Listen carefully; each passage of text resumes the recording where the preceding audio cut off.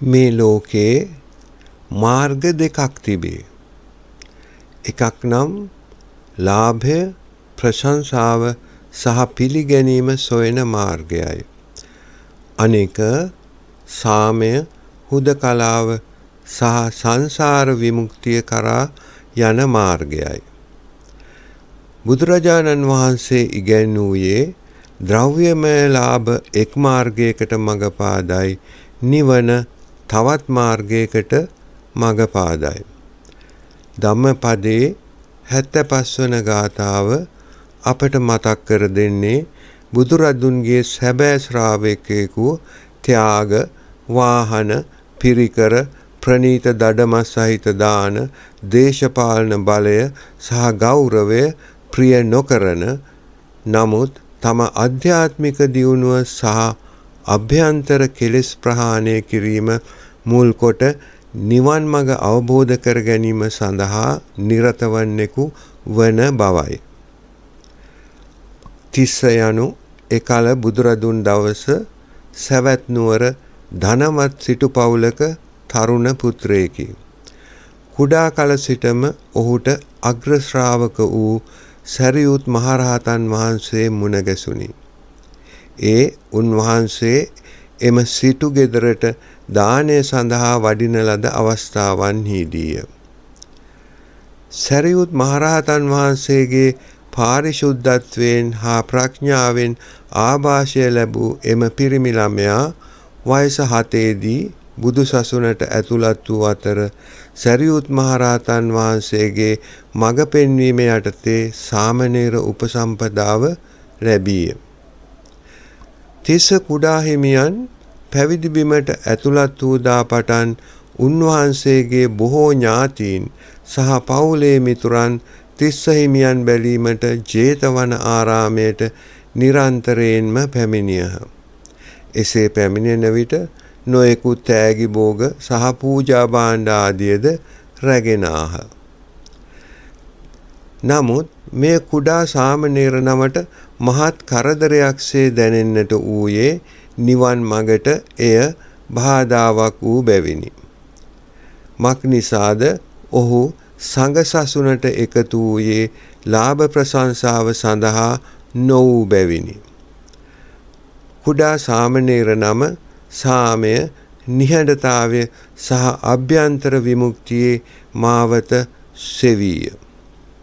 ඒ නිසා ඔහු ජේතවනාරාමයේ හැර දමා වස් විසීම සඳහා දුර බැහැර පළාතකට යෑමට තීරණය කර බුදුරජාණන් වහන්සේගෙන්ම භාවනා පරිකල්පන විෂයක් හෙවත් කර්මස්ථානයක් ලැබීමෙන් පසු සිය නෑදෑයින්ටද නොකියා නිහඬවම වනගත ආරාමයක් බලා පිටත් විය. එසේ දුර පළාතක වනගත ප්‍රදේශයක තනිව බවුන් වඩන එම කුඩා සාමණේර හිමි දුටු එගම් වැසියන්ට එම හිමියන්ගේ පෙර පුණ්‍ය මහිමේ නිසා මහත් වූ පුත්‍ර සෙනෙහක් ඇතිවිය. ඒ නිසා ගම්වැසියෝ තිස්ස හිමියන් බැහැ දැකීමට වනයට පැමිණ තිස්ස හිමියන්ගේ වාසයට කුඩා කුටියක්ද තනා දී එයට අමතරව ඔහුට බොහෝ ආහාර පාන හා තෑගි භෝග පිරිනැමීමටද උත්සාහ කළෝහ. නමුත් කුඩා තිස්ස හිමි නම සිය ජීවිතය පවත්වාගෙන යාමට ඕනෑ කළ ස්වල්ප දෙයක් මිස අන් කිසිවක් පිළිගත්තේ නැත.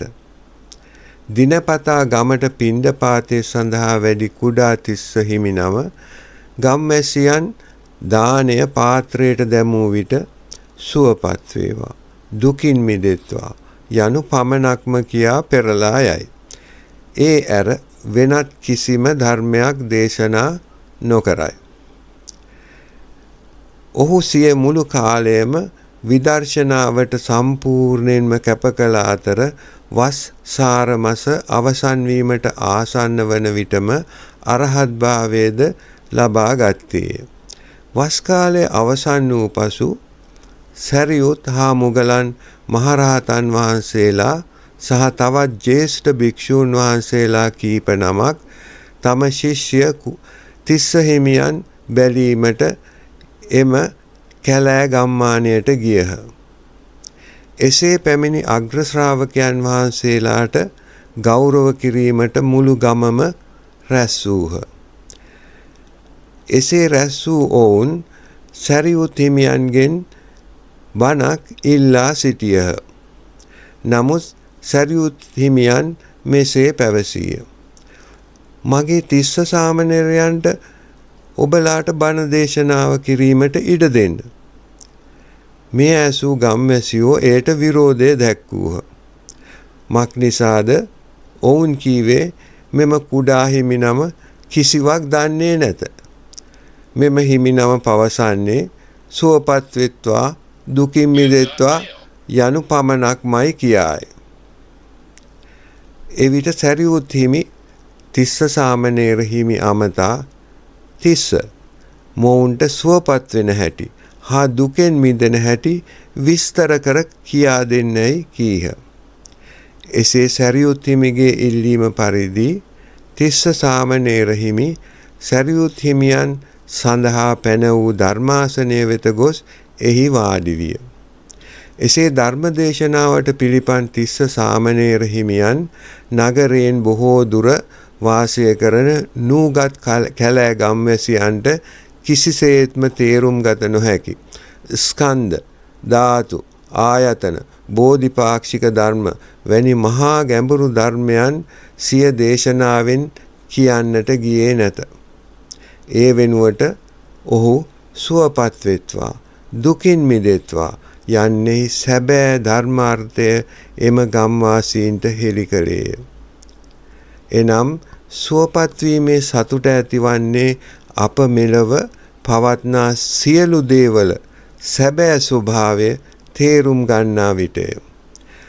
ලොව සියලු දේවල සැබෑ ස්වභාවය නම් ලොව කිසිවක් අප කැමැති පරිදි නවත්වන්න, පවත්වන්න, පාලනය කර තබා ගන්න අපට නොහැකි බවය. මක් නිසාද මොහොතින් මොහොත සියල්ල වෙනස් වෙමින් පවතී. එයට කැමැති පරිදි පවත්වාගෙන යෑමට බැරි බව හෙවත් අනිච්ච බවයයි කියනු ලැබේ.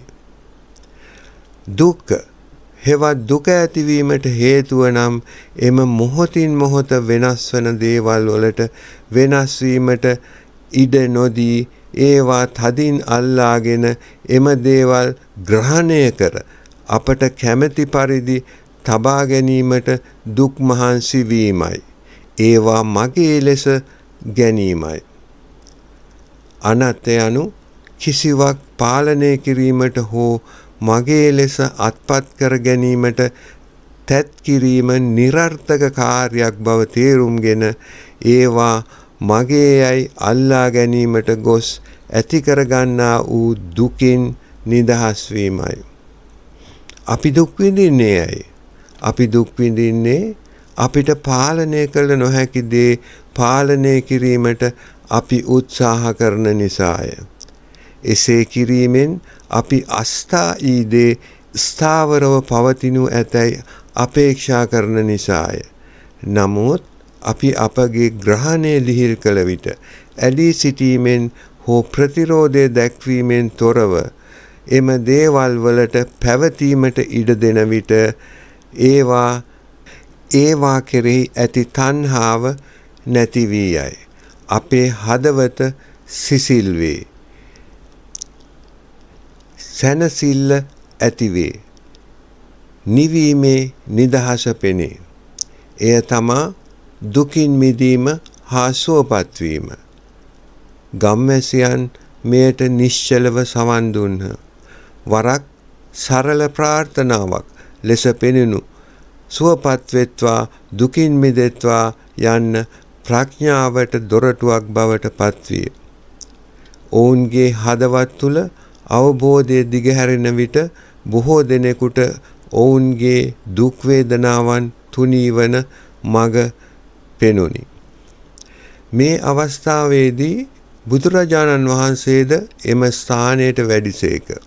ඉන්පසු බුදුරජාණන් වහන්සේ මෙම සිද්ධිය අරමුණු කොට ධම්මපදයේ 75 වන ගාථාව වදාළසේක. අඤ්ඤාහි ලාභ උපනිසා අඤ්ඤා නිබ්බාන ගාමිනී ඒව මේතං අභිඥාය භික්ඛු බුද්දස්ස ශ්‍රාවකෝ සත්කාරං න අභිනන්දෙය විවේක මනු බ්‍රූහයේ. එක් මාර්ගයක් ලෞකික ලාභයට මඟ පාදයි. තවත් මාර්ගයක් නිවන් මඟ පාදයි. මෙය පැහැදිලිව දැන බුද්ධ ශ්‍රාවකයෙකු විසින් සත්කාර හා ගෞරව ප්‍රිය නොකළ යුතුය. හුදකලාව සිටීම ප්‍රිය කළ යුතුය. ලාභ ප්‍රශංසාවෙන් ඉවත් වී හුදකලාව සිටීම විමුක්තිය කරා ගමන් කිරීමට හා නිවන් මඟ පාදා ගැනීමට උපකාර වන බව තිස්ස කුඩා හිමියන්ගේ ජීවිතය තුළ මූර්තිමත් විය. ලෝකයා විසින් ධනය පිළිගැනීම සහ ප්‍රශංසාව අගය කරති. ඒවා වටිනා දේවල් ලෙස සලකති. නමුත් අභ්‍යන්තර කෙලෙස් ප්‍රහාණය කිරීම කළ හැකි වන්නේ එවැනි බැඳීම් අත්හරින හදවතකට පමණි. තිස්ස හිමියන් මෙන් අපත් ලෞකික ලාභයට වඩා ප්‍රඥාව තෝරා ගනිමු. නිවන් මඟ පෙන්වන මාර්ගයේ අපිද ගමන් කරමු. මමද සියලු ලෝක සියලු සත්වයෝ සංසාර දුකින් මිදී නිදහස් වෙත්වා නිවන් දකිත්වා. අඤ්ඤාහි ලාභ උපනිසා අඤ්ඤා නිබ්බාන ගාමිනී ඒව මේතං අභිඥාය භික්ඛු බුද්දස්ස ශ්‍රාවකෝ සත්කාරං න අභිනන්දෙය විවේක මනු බ්‍රූහයේ. A free gift to you, a free PDF book with over 400 stories from Dhammapada in English is available for download. The link is in the description. Please click it to download to your device.